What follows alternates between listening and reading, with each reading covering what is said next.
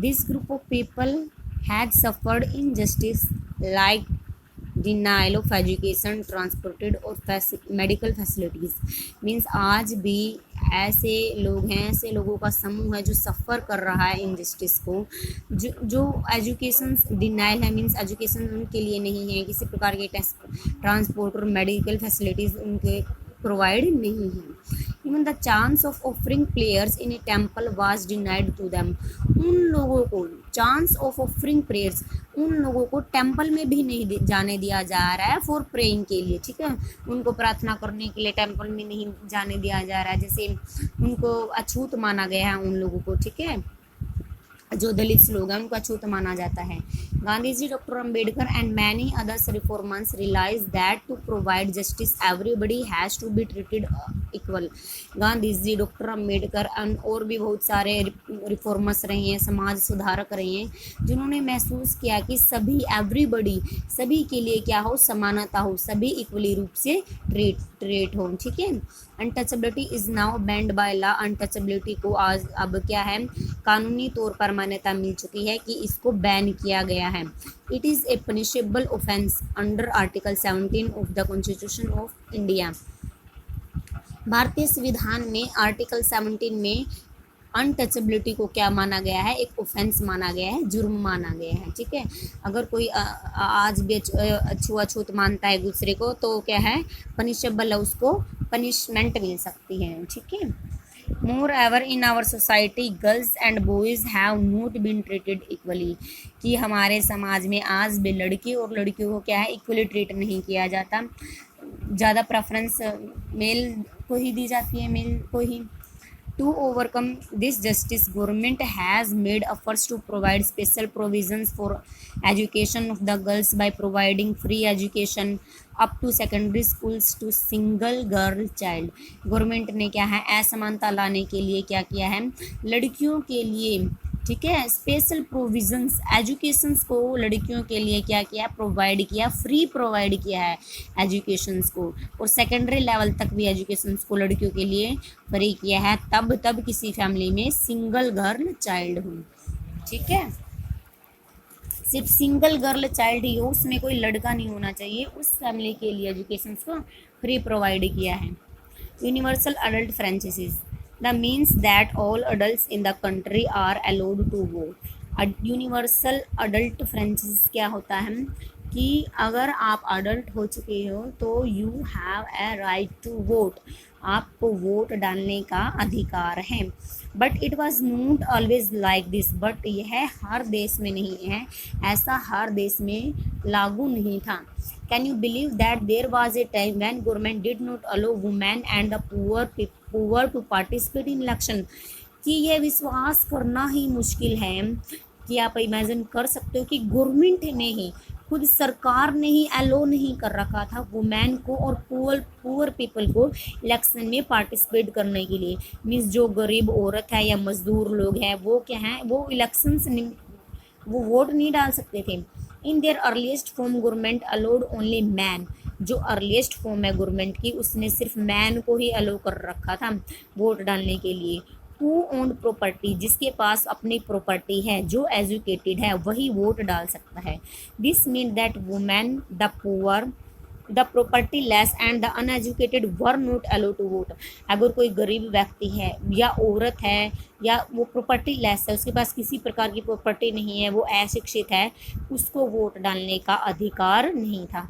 The country has governed by the rule and regulations that these few man made. जो country है, जो सरकार है, जो रूल रेगुलेशन बने हैं वो कुछ लोगों के ने ही बनाए हैं, ठीक है। मीन्स कुछ लोगों के आधार पे ही सरकार चलती थी। Do you know in India before independence only a small minority was allowed to vote.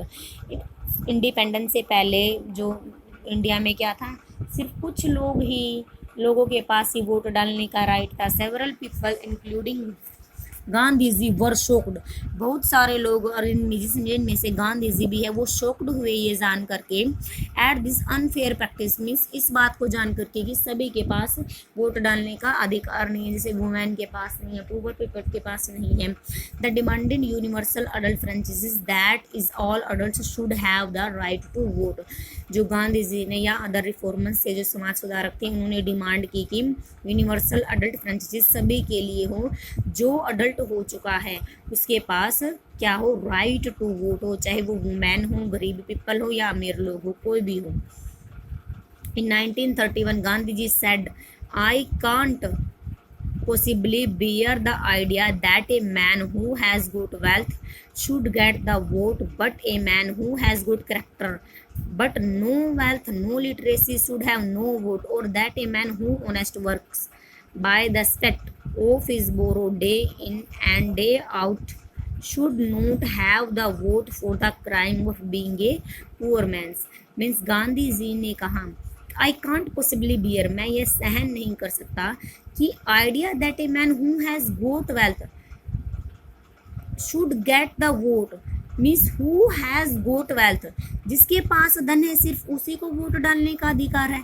But a man who has got character, but एक आदमी है जिसके पास अच्छा कैरेक्टर है, वो अच्छा व्यक्ति है, उसके सोचने समझने की शक्ति अच्छी है, बट उसके पास धन नहीं है, वो अनपढ़ व्यक्ति है, उसके पास वोट डालने का अधिकार नहीं है। तो ये बात गांधी जी को अनबियरेबल लगी।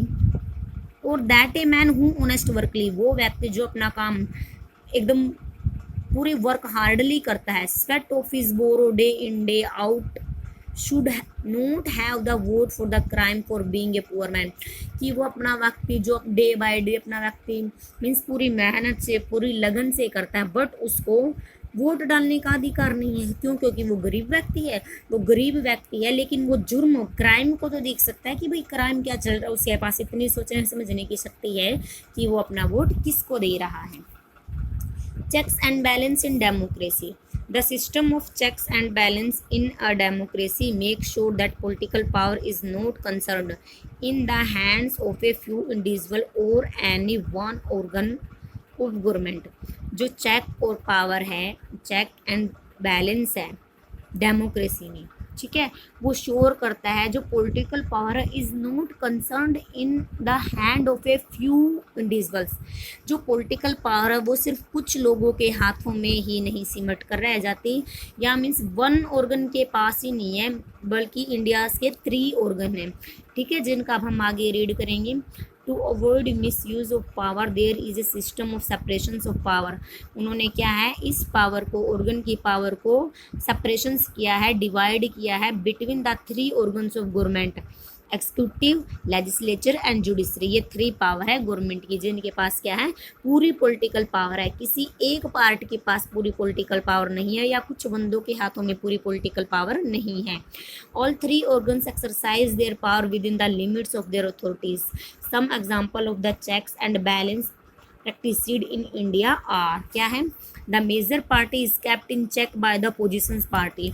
जो मेजर पार्टी है वो जो अपोजिशन पार्टी है वो उस पर नज़र रखती है कि वो क्या कर रही है।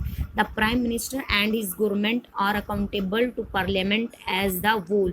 जो प्राइम मिनिस्टर है और उसकी सरकार है वो अकाउंटेबल है, उत्तरदायी है, किसके सामने, पूरी संसद के सामने क्या है, उसको अपना लेखा जोखा देना पड़ता है कि उसने अपने पूरे 5 साल के ड्यूरेशन पीरियड के दौरान क्या किया। ड्यूरिंग द क्वेश्चंस और time the parliament can questions the policy of the prime minister and so on. क्या है, क्वेश्चंस आर टाइम लगता है पार्लियामेंट में, क्वेश्चन आंसर होते हैं, डिबेट होती है, बहुत सारे पूरी संसद भरी होती है, ठीक है, तरह तरह की पार्टीज़ के लोग बैठते हैं, तो उनमें क्या है, तो संसद क्या है, प्राइम मिनिस्टर की और उसके साथ जो काम कर रहे हैं उन लोगों की पॉलिसी के बारे में क्वेश्चन कर सकती है, ठीक है। A law passed by the parliament can be declared unconstitutional by the supreme court if it is not according to the constitution. किसी भी लॉ को जो मेजोरिटी पार्टी है, जो रूलिंग पार्टी है, उसने क्या कर दिया, कोई लॉ डिक्लेयर कर दिया है, ठीक है, पार्लियामेंट में किसी भी लॉ को डिक्लेयर कर दिया, बट क्या है, अगर सुप्रीम कोर्ट को लग रहा है कि वो संविधान के अनुसार नहीं है तो वो उसको अनकॉन्स्टिट्यूशनल घोषित कर सकती है और उसको खारिज कर सकती है। ओके।